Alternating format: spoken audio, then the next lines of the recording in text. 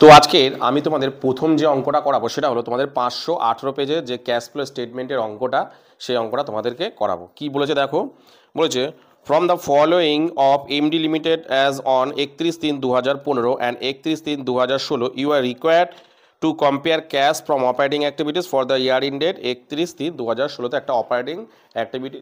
তো দেখো balance sheet দিয়েছে, এখানে দেখো কী কী দিয়েছে দেখো, এদিকে দিয়েছে লাইবিলিটিস, এদিকে দিয়েছে অ্যাসেট। অ্যাসেট দিকে দেখো দিয়েছে ফিক্সড অ্যাসেট দিয়েছে 1,75,000 হয়েছে 2 লাখ, ডেপ্রিসিয়েশান 25,000 ছিল 30,000, স্টক হয়েছে 40,000 থেকে 35,000, ডেটার্স হয়েছে 35,000 থেকে 45,000, ব্যাংক নীল ছিল হয়েছে 15,000 টাকা, ক্যাশ ছিল 3,000 হয়েছে 5,000, শেয়ার ক্যাপিটাল দিয়েছে 1 লক্ষ ছিল 1,25,000 হয়েছে, জেনারেল রিজার্ভ 10,000 ছিল 15,000 হয়েছে, প্রফিট অ্যান্ড লস অ্যাকাউন্ট 18,000 ছিল 15,000 হয়েছে।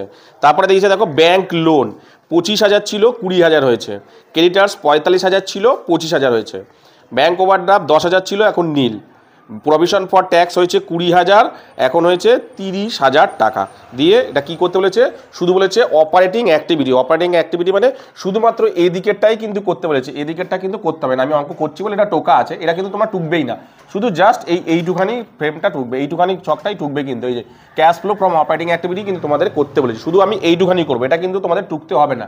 এটা অঙ্কের মধ্যে করা আছে বলে তাই জন্য টোকা আছে, তোমরা কিন্তু এদিকেরটা টুকবে না, জাস্ট এইটুখানি অঙ্কটার করবে, কিন্তু জাস্ট এইটুখানি, এটা কিন্তু দরকারই নেই, কিন্তু বারবার করে এটা দরকার নেই, শুধুমাত্র এটা করব।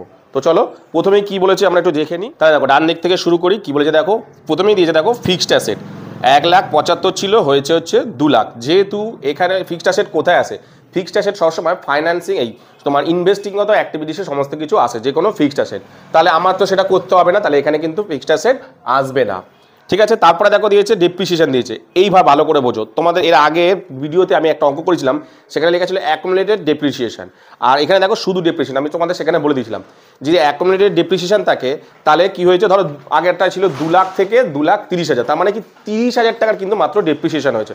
মানে 2 লাখ ছিল, এখন টোটাল ডেপ্রিসিয়েশন হয়ে দাঁড়িয়েছে 2,30,000, অর্থাৎ 30,000 টাকা ডেপ্রিসিয়েশন হয়েছে। কিন্তু যদি শুধু ডেপ্রিসিয়েশন দেওয়া থাকে, যদি শুধু ডেপ্রিসিয়েশন দেওয়া থাকে তাহলে কিন্তু পুরোটাই ডেপ্রিসিয়েশন হয়েছে। যেমন ধরো এখানে ধরো সাপোজ যদি অ্যাকুমুলেটেড ডেপ্রিসিয়েশন দেওয়া থাকতো, ধরো এখানে ছিল 25,000, যদি অ্যাকুমুলেটেড ডেপ্রিসিয়েশন দেখতো হয়েছে কত দেখো এখানে তোমার 30,000। এটা একটু ভালো করে বুঝে নাও তোমরা, ঠিক আছে। যদি বলা থাকতো যে অ্যাকুমুলেটেড ডেপ্রিসিয়েশন তাহলে কি হতো, 25,000 ছিল হয়েছে কত 30,000, তাহলে ডেপ্রিসিয়েশন অ্যাকচুয়ালি হয়েছে কত বলতো 5,000 টাকা, ঠিক আছে। ডেপ্রিসিয়েশন হয়েছে কত 5,000 টাকা যদি বলতো অ্যাকুমুলেটেড ডেপ্রিসিয়েশন। কিন্তু এখানে দেখো শুধু ডেপ্রিসিয়েশন দিয়েছে। শুধু ডেপ্রিসিয়েশন মানে আগের বার হয়েছিল 25,000 টাকা, এইবারে আরও 30,000 টাকা ডেপ্রিসিয়েশন, মানে পুরোটাই কিন্তু ডেপ্রিসিয়েশন হয়েছে। এই বেড়ে হয়নি কিন্তু 5,000, এই পুরো 30,000টাই কিন্তু শুধু ডেপ্রিসিয়েশন থাকলে এই পুরো 30,000 টাকাটাই কিন্তু ডেপ্রিসিয়েশন হয়েছে। এটা কিন্তু ছেলেরা অনেক ভুল করে, এই জিনিসটা তোমরা কিন্তু মাথায় রাখবে। আমি কি বললাম যে অ্যাকুমুলেটেড ডেপ্রিসিয়েশন থাকলে ধরো 25,000 হয়েছে, দেওয়া আছে 30,000, তাহলে কি হয়েছে মাত্র 5,000 টাকা এবছরে ডেপ্রিসিয়েশন হয়েছে। মানে 25,000 থেকে 30,000 এসে দাঁড়িয়েছে, মানে 5,000 টাকা ডেপ্রিসিয়েশন হয়েছে। কিন্তু যদি শুধু ডেপ্রিসিয়েশন লেখা থাকে তাহলে 25,000 আগের বার হয়েছিল আর এইবারে আরও 30,000 হয়েছে, মানে পুরোটাই এই 30,000 পুরোটাই কিন্তু ডেপ্রিসিয়েশন হয়েছে। মানে এবছরের ডেপ্রিসিয়েশন কত 30,000। কি বললাম এবছরের ডেপ্রিসিয়েশন কত 30,000, ঠিক আছে। মনে রাখবে কিন্তু এই জিনিসটা। তাহলে আমি করি ডেপ্রিসিয়েশন কত হবে এখানে 30,000। ডেপ্রিসিয়েশন সমস্ত কোথায় আসে, নন ক্যাশ এক্সপেন্সে আসে।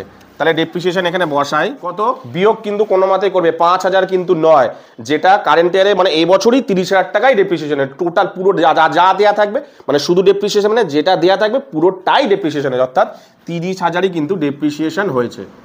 এটা কিন্তু তোমরা ভুল করবে না, বারবার কিন্তু বলছি, এটা খেয়াল রাখবে। তারপরে কি আছে দেখো, স্টক ছিল 40,000 হয়েছে 35,000। স্টক অর্থাৎ একটা সম্পত্তি কি হয়েছে কমেছে, যত সম্পত্তি কমে তোমার কাছে টাকা তত আসবে, ঠিক আছে। তাহলে কি হবে, অ্যাড হবে, এইখানে হবে।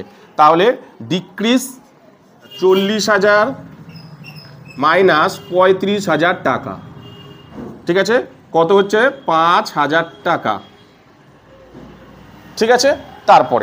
তারপরে কি দিয়েছে দেখো, ডেটার্স ছিল 35 হয়েছে 45, অর্থাৎ একটা সম্পত্তি কি হয়েছে, বেড়েছে। সম্পত্তি বেড়েছে মানেই কি হয়েছে, তোমার কাছ থেকে টাকা চলে গেছে, তাহলে কি হবে, লেস হবে, টাকা তোমার কাছ থেকে মানে লেস হবে। তাহলে ইনক্রিজ ডেটার্স, ইনক্রিজ 45,000 মাইনাস 35,000 টাকা, কত হচ্ছে, 10,000 টাকা কিন্তু মাইনাসে হচ্ছে, খেয়াল রাখবে, ঠিক আছে। তারপরে কি আছে দেখো, তারপরে ব্যাংক আছে আর ক্যাশ আছে। ব্যাংক ক্যাশ সবসময় কোথায় হয়, এইখানে চলে আসে, ওই যে cash, opening cash, closing cash. এখানে তো কোনো দরকারই নেই, কারণ আমার শুধু অপারেটিং প্রফিট দরকার। এখানে তোমার ওপেনিং ক্যাশ বা ক্লোজিং ক্যাশ ব্যালেন্স এসব কিচ্ছুই বসানোর দরকার কিন্তু লাগবে না, অর্থাৎ এখানে আমার কোনো লাগবেই না, আমার শুধু যেহেতু এটা করছি তাহলে এটা এখানে আসবে না। চলে আসি এবার তোমার বাঁদিকে চলে আসে, অর্থাৎ লাইবিলিটিস দিকে চলে আসে। শেয়ার ক্যাপিটাল ইস্যু হয়েছে, কোনো কিছু টাকা, কোম্পানি কীভাবে টাকা জোগাড় করেছে, এটা কোথায় আসে, এটাও কিন্তু এই অপারেটিংয়ে আসে না, কোথায় আসে, ফাইন্যান্সিংগত অ্যাক্টিভিটিসে আসে, তাহলে এটাও এখানে আসবে না। তারপরে কি আছে দেখো, জেনারেল রিজার্ভ, জেনারেল রিজার্ভ আছে। জেনারেল রিজার্ভ কি হয়, সবসময় নেট প্রফিটের সঙ্গে অ্যাড হয়। তাহলে আমি প্রথমে নেট প্রফিট লিখি 55,000, তাহলে 55,000 মাইনাস 18,000 টাকা, কত হচ্ছে, এটা হবে 37,000 টাকা, ঠিক আছে, 37,000 টাকা হবে। এবার এর সাথে কি করব, আমি অ্যাড করব, কি করব না, জেনারেল রিজার্ভ 15,000 বিয়োগ 10,000, কত হয়েছে, 5,000 টাকার তোমার রিজার্ভ হয়েছে। নেক্সট, তারপর কি আছে দেখো, ব্যাংক লোন, ব্যাংক থেকে একটা কি হয়েছে, লোন শোধ করে দিয়েছে। যা কিছু শোধ করুক বা ব্যাংক থেকে লোন নিক, সেগুলো সবসময় কোথায় আসে, ফাইন্যান্সিংগত অ্যাক্টিভিটিসে আসে, কিভাবে টাকা জোগাড় করছে এবং টাকা কিভাবে পেমেন্ট করছে, এগুলো সমস্ত কিছু কোথায় আসবে, ফাইন্যান্সিংগত অ্যাক্টিভিটি। তাহলে আমার এখানে তো অপারেটিংয়ে তো দরকার নেই, তাহলে এটা আসবে না। চলো, তারপরে আছে কি আছে, ক্রেডিটার্স 45 ছিল, কত হয়েছে, 25,000, তাহলে দেনা, একটা দেনা, ক্রেডিটার্স কি একটা দেনা, দেনা দেখো কমে গেছে, দেনা কমে যাওয়া মানে তুমি দেনা পরিশোধ করেছো, তাহলে ধার পরিশোধ করেছো, তাহলে করা মানে কি, তোমার কাছ থেকে টাকা চলে গেছে, তারপর এটা কি হবে, লেস বলে এখানে বসবে, তাহলে ডিক্রিজ ক্রেডিটার্স। 45,000 মাইনাস 25,000 টাকা, কত হচ্ছে, 20,000 টাকা মাইনাসে হচ্ছে, ঠিক আছে, 20,000 টাকা মাইনাসে হলো। তারপরে কি আছে দেখো, তারপরে লাস্ট আছে দেখো, প্রভিশন ফর ট্যাক্স। আমি বারবার করে বলেছি প্রভিশন ফর ট্যাক্স কি হয়, সব সময় নেট কারেন্ট ইয়ারেরটা মানে এবছরেরটা, যেটা মানে আগের বছরের তোমার প্রভিশন ফর ট্যাক্সটা কি করতে হবে, সেটাকে অবশ্যই পরিশোধ করে দিতে হবে। মানে প্রিভিয়াস ইয়ারের টাকা, provision for tax, provident fund, এগুলো প্রিভিয়াস ইয়ারের টাকা আগে পেমেন্ট করে দিতে, মানে শোধ করে দিতে হবে। আর কারেন্ট ইয়ারের যে টাকাটা, যে কারেন্ট ইয়ারের টাকাটা, সেটা তো শোধ করছে না, তাহলে সেটা তোমাকে খরচা হিসেবে দেখাতে হবে, অথবা তুমি কি করতে হবে, এই নেট প্রফিটের সঙ্গে অ্যাড করতে পারো। তাহলে আমি কি করব, কারেন্ট ইয়ারের টাকাটা কি করব, এর সঙ্গে অ্যাড করব। তাহলে provision for taxation, provision for tax কত আছে, 30,000 টাকা দেখো কারেন্ট অ্যামাউন্ট আছে। কারেন্ট অ্যাকাউন্ট কত আছে, কারেন্টে কত আছে, কারেন্ট ইয়ারে 30,000 টাকা, ঠিক আছে।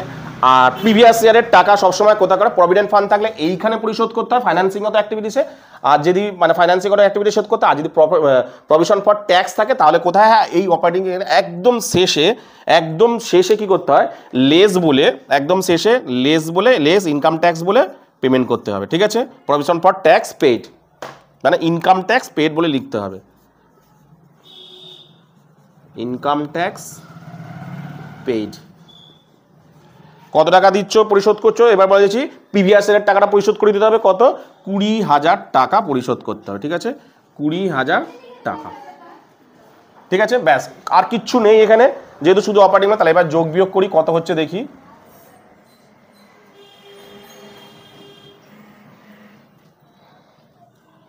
যোগ বিয়োগ করি দেখি, প্রথমেরটা কত হয়েছে দেখি। প্রথমে হচ্ছে দেখো 72,000 টাকা, এটা হচ্ছে 72,000 টাকা, কি বলে আমি লিখছি, আবার এটাকে যোগ করে দিই, এটা হচ্ছে 1,02,000 টাকা, ঠিক আছে। তাহলে কি কি বলে আমি এটা লিখে দিই, এটা যেটা হচ্ছে net profit before tax, net, আর এই যেটা বেরোলো সেটাকে কি বলি আমরা, এটা যেটা বেরো অপারেটিং প্রফিট, অপারেটিং প্রফিট, ব্যাস। এবার সব কটাকে যোগ বিয়োগ করে দিই, দিলে অ্যান্সারটা বেরো 7,000 টাকা। এবার এগুলোকে বিয়োগ করি, এগুলোকে বিয়োগ করি, 9,000 টাকা, কত বেরোলো দেখো, 57,000 টাকা, অর্থাৎ সমস্ত আয় ব্যয় খরচাপাতি করে সম্পত্তি বাড়িয়ে কমিয়ে কত টোটাল এসছে দেখো, 57,000 টাকা আমার কাছে ক্যাশ এসছে। তাহলে যেহেতু ক্যাশ এসছে, তাহলে ক্যাশ আসাটাকে কি বলি আমরা সবসময়, ক্যাশ ফ্লো ফ্রম অপারেটিং, একটা মানে ক্যাশ ইনফ্লো হয়েছে, তাহলে ক্যাশ তোমার কাছে এসছে, অর্থাৎ ক্যাশ ইনফ্লো হয়েছে, ক্যাশ ঠিক আছে, তাহলে কি বেরোলো, ক্যাশ যেহেতু এসছে 57,000 টাকা, তাহলে বেরোলো হচ্ছে cash inflow from operating activity. কি বললাম বুঝতে পেরেছো? এরপরে তোমাদের যে অঙ্কটা করাবো সেটা হলো তোমাদের 539 পেজের ক্যাশ ফ্লো স্টেটমেন্টের অঙ্কটা। দেখো কি বলেছে, দেখো খুব সহজ দিয়েছে অঙ্কটা। From the following particulars calculate the cash from operating activities. শুধু বলেছে অপারেটিং অ্যাক্টিভিটিস করতে, এটাতেও কিন্তু পুরোটা করতে পারিনি, শুধুমাত্র এইটুখানি পার্ট কিন্তু করতে বলেছে। তাহলে দেখো কি কি দিয়েছে। Profit made during the year 2022-এ 1 লক্ষ টাকা after considering the following items. বলছে একটা নেট প্রফিট কিন্তু এখানে দিয়ে দিয়েছে, দেখো টোটাল 1 লাখ টাকা নেট প্রফিট দিয়েছে। ডেপ্রিসিয়েশন অন ফিক্সড অ্যাসেট দিয়েছে 4,000 টাকা, একটা ডেপ্রিসিয়েশন ফিক্সড অ্যাসেটের ওপর হয়েছে 4,000 টাকা।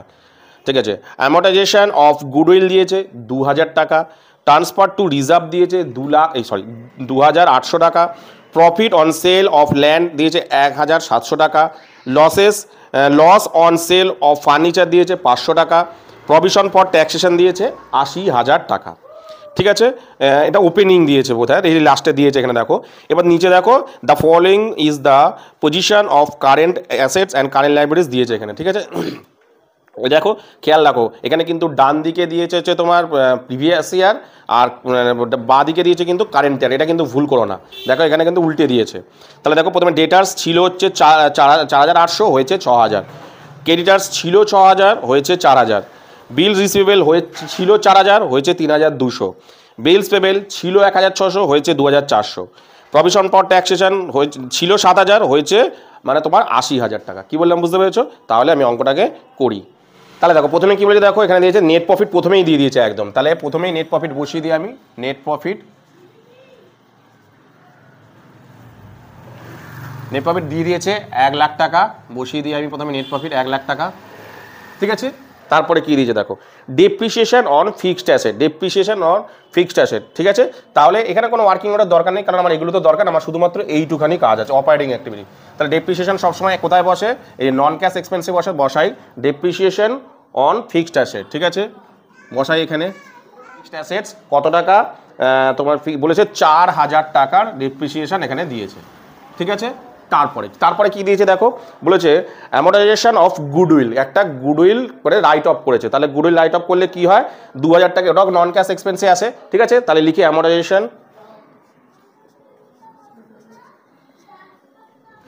গুডউইল। তাহলে কত হচ্ছে অ্যামোর্টাইজেশন অফ গুডউইল কত আছে এখানে দেখো দেওয়া আছে 2,000 টাকা, বসিয়ে দিয়ে এখানে 2,000 টাকা। ঠিক আছে, তারপরে কি আছে দেখো, বলছে ট্রান্সফার টু রিজার্ভ, কোথায় হয় সবসময়, এই নেট প্রফিটের সঙ্গে অ্যাড হয়। তাহলে অ্যাড করি নেট প্রফিটের সঙ্গে ট্রান্সফার টু রিজার্ভ কত টাকা আছে দেখো 2,800 টাকা, আমি এখানে বসাই 2,800 টাকা। তারপরে কি আছে দেখো, profit on sale of land, যে কোনো জিনিসের উপর প্রফিট হলে সেটা তোমার ইনকাম বলে বিবেচনা হবে। ঠিক আছে, তাহলে ইনকাম কোথায় হয় সবসময়, নন ক্যাশ, এই যে নন ক্যাশ দেখো ইনকাম আছে, এখানে সমস্ত এক্সপেন্সেস, এখানে সমস্ত ইনকাম। তাহলে এইখানে বসাই কি লেখা আছে, profit on sale of land, তাহলে profit on sale on land কত টাকা আছে দেখো, প্রফিট করেছে 1,700 টাকা, এটা কিন্তু মাইনাসে হচ্ছে। ঠিক আছে, প্রফিট করেছে মানে ইনকাম করেছে মানে। তারপরে কি আছে দেখো, loss on sale of furniture, যে কোনো লস সবসময় এক্সপেন্সেস হিসাবে বিবেচিত হয়। তাহলে কোথায় আসবে, নন ক্যাশ এক্সপেন্সেস, বসাই loss on sale of furniture কত টাকা দিয়েছে দেখো, এখানে দিয়েছে 500 টাকা। ঠিক আছে, কত বললো দেখো 500 টাকা। ঠিক আছে, তারপরে কি দিয়েছে দেখো, প্রভিশন ফর ট্যাক্সেশন করার আগে দেখো নিচে দেখো আবার প্রভিশন ফর ট্যাক্স, কারণ ওপেনিং ক্লোজিং আমরা জানি প্রভিশন ফর ট্যাক্সেশন দু জায়গায় বসে। একটা হচ্ছে যেটা মানে কারেন্ট ইয়ারের, সেটা সবসময় নেট প্রফিটের সঙ্গে মানে খরচা হিসাবে দেখাতে হবে, অথবা নেট প্রফিটের সঙ্গে অ্যাড করে দিতে হবে। আর যেটা প্রিভিয়াস ইয়ারের টাকা, ওটা অবশ্যই তোমাকে পরিশোধ করতে হবে, সেটা সবার লাস্টে ইনকাম ট্যাক্স পেড বলে আসে, মানে এই অপারেটিং অ্যাক্টিভিটিসে। তো ওটা পরে করছি, তার আগে দেখো দিয়েছে ডেটার্স দিয়েছে দেখো 6,000, ডেটার্স ছিল 4,800 হয়েছে 6,000, অর্থাৎ ডেটার্স কি হয়েছে, বেড়েছে। সম্পত্তি যত বাড়বে তোমার কাছ থেকে টাকা তত চলে যাবে, তাহলে এটা কি হবে, এটা লেস হবে। তাহলে ইনক্রিজ ডেটার্স 6,000 মাইনাস 4,800 কত হচ্ছে 1,200 টাকা লেস হবে। ঠিক আছে, 1,200 টাকা কমে যাচ্ছে।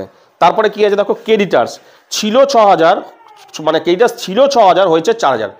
ক্রেডিটার্স একটা দেনা যত কমছে মানে তুমি টাকা পরিশোধ করছো, অর্থাৎ তোমার কাছ থেকে টাকা কিন্তু চলে যাচ্ছে, তাহলে এটাও লেস বলে হবে। তাহলে ডিক্রিজ 6,000 বিয়োগ 4000, ঠিক আছে, হয়েছে কত দেখো 2000 টাকা তোমার কাছ থেকে চলে যাচ্ছে। তারপরে কি আছে, তারপরে যে দেখো বিল রিসিভেবল দেখো ছিল 4000 হয়েছে 3200। মানে যে কোনো সম্পত্তি, বলেছি বারবার করে, যে কোনো সম্পত্তি যত কমবে তোমার কাছে টাকা তত আসবে, তাহলে অ্যাড হবে, কোথায় হবে, এইখানে, ঠিক আছে। ইনক্রিজ 3200 অর্থাৎ 4000 বিয়োগ 3200 কত হচ্ছে দেখো 800 টাকা প্লাস হচ্ছে, ঠিক আছে, মানে টাকা আসছে। তারপরে কি আছে দেখো বিলস পেবেল ছিল 1600 ছিল, হয়েছে 2400, একটা দেনা, বিলস পেবেল একটা দেনা দেখো বেড়েছে, দেনা যত বাড়বে তার মানে তুমি দেনা আরও করেছো, মানে তোমার কাছে টাকা এসছে, তাহলে দেনা বাড়লে এটা এখানে অ্যাড হবে, ইনক্রিজ বলে 2000 বিয়োগ 1600 800 টাকা হচ্ছে, ঠিক আছে, 800 টাকা হয়েছে।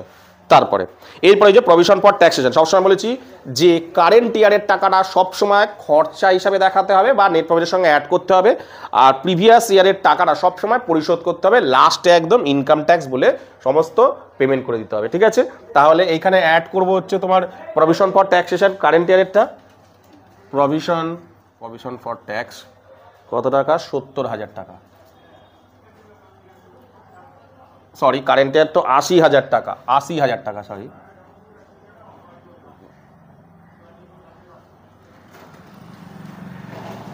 80,000 টাকা, ঠিক আছে, 80,000 টাকা অ্যাড করেছি। আর প্রিভিয়াস ইয়ার সবসময় লেস ইনকাম ট্যাক্স বলে এখানে তোমাকে লাস্টে একদম বসাতে হবে, লেস ইনকাম ট্যাক্স কত টাকা, কারেন্ট ইয়ারের এই প্রিভিয়াস ইয়ারের টাকাটা কত 70,000 টাকা, গুলাবে না কিন্তু, কারেন্ট ইয়ার প্রিভিয়াস ইয়ার দেখে নেবে কিন্তু কোনটা কি আছে,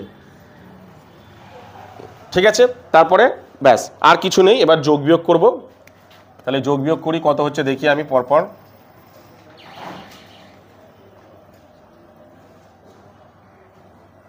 কত হচ্ছে প্রথমে একটা যোগ করি আমি দেখি কত হচ্ছে 82,000 টাকা, ঠিক আছে। তারপরে এগুলোকে যোগ 1,89,300, এবার এই 1700টা বিয়োগ করি, লেস 1700, 1,87,600, 1,87,600। এবার এগুলো লিখে নিই কোনটা কি বেরিয়েছে, এটাকে আমরা বলি হচ্ছে net profit before tax, net. আচ্ছা এখানে তো বের করতে পারো না, কারণ নন ক্যাশ এক্সপেন্স ছিল, তার সঙ্গে সঙ্গে নন ক্যাশ ইনকাম সমস্ত হয়ে যাওয়ার পর যেটা বেরিয়েছে সেটাকে আমরা বলবো অপারেটিং প্রফিট, কিন্তু প্রফিট, ঠিক আছে, অপারেটিং প্রফিট বেরোলো কত 1,87,600 টাকা। এইবার পরপর সব যোগ বিয়োগ করে যাব, একদম পরপর যোগ করে যাব, কত হচ্ছে দেখি এবার 1,87,000 প্লাস 800 প্লাস 800, 1,89,200, এটা বেরাচ্ছে 1,89,200। এবার এগুলোকে সব বিয়োগ করি কত হচ্ছে দেখি, বিয়োগ 1200 বিয়োগ 70,000 বেরাচ্ছে দেখো 1,16,000 টাকা, বেরাচ্ছে কত 1,16,000 টাকা, তাহলে কত বেরালো 1,16,000 টাকা। তাহলে দেখো সমস্ত আয় ব্যয় সম্পত্তি বাড়িয়ে কমিয়ে টোটাল কত টাকা আমার কাছে ক্যাশ এসছে 1,16,000 টাকা। তাহলে যেহেতু ক্যাশ এসছে তাহলে ক্যাশ এসছে, তাহলে ক্যাশ ইনফ্লো হবে, ঠিক আছে। তাহলে লিখে দিই ক্যাশ ইনফ্লো, ক্যাশ, ঠিক আছে। তাহলে ক্যাশ মানে সমস্ত আসা যাওয়া করে টোটালে এসছে 1,16,000 টাকা, শুধুমাত্র দিয়েছে দেখো এইটুখানি অপারেটিং প্রফিট। ক্যাশ ফ্লো কিন্তু খুব সহজ, মানে একটু তোমরা যদি ভেবে চিন্তা করো তাহলে কিন্তু আরামসে 6 পাওয়া যায়। তো দেখো অঙ্কটা দেখে নাও, কি বললাম বুঝতে পেরেছো, তাহলে কি করলাম আমি বুঝতে পেরেছো।